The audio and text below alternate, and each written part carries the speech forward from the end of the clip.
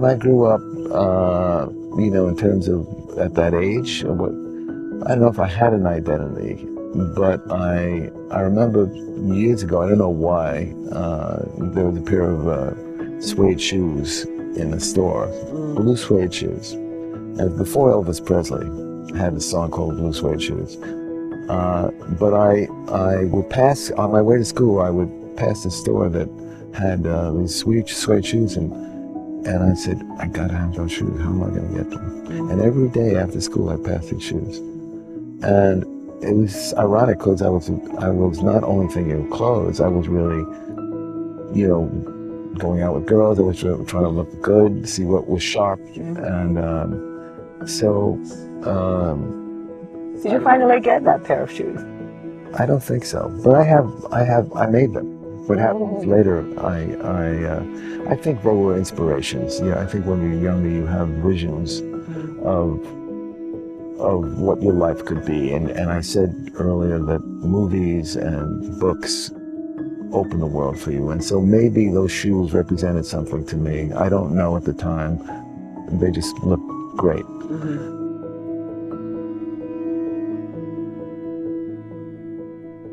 But as I grew up, I was inspired to see if I could do things that were better.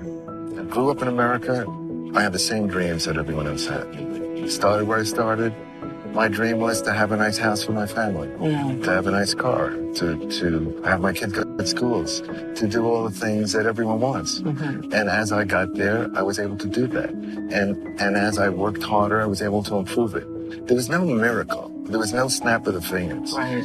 And it was confidence. And I think confidence builds as you go on. If you have a good success, closing the door on Bloomingdale's was at one point sort of crazy, and at the same time was amazingly powerful.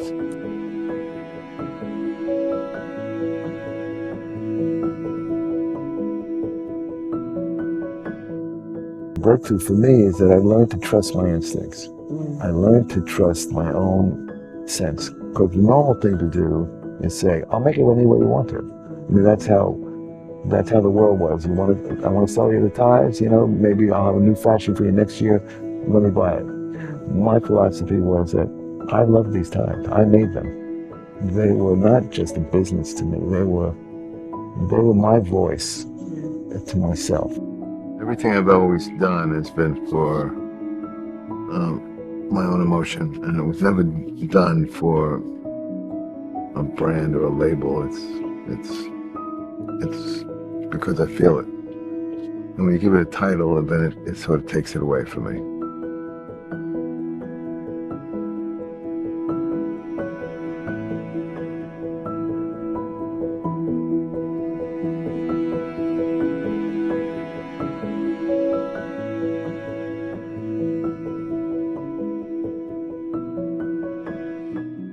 I work is I feel like I'm doing movies. Everything I do.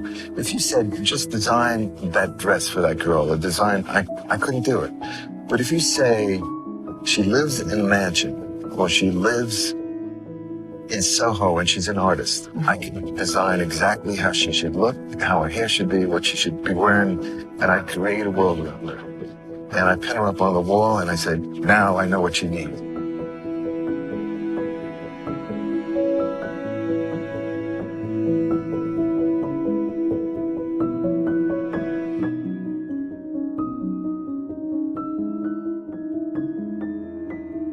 Seeing success in terms of artistic success, but failure in terms of a company that could go wrong in its finances. But the ability to stay young, the ability to enjoy what you enjoyed when you were a kid, not to give up the hope and the excitement is very important.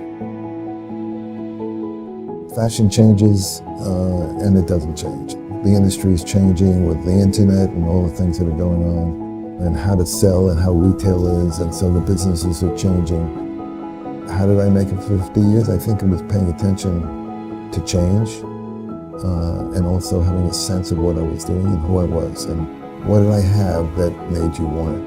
And I'm aware of the sense of knowing who you are and not going with the fashion trend at the moment and saying, this is who we are.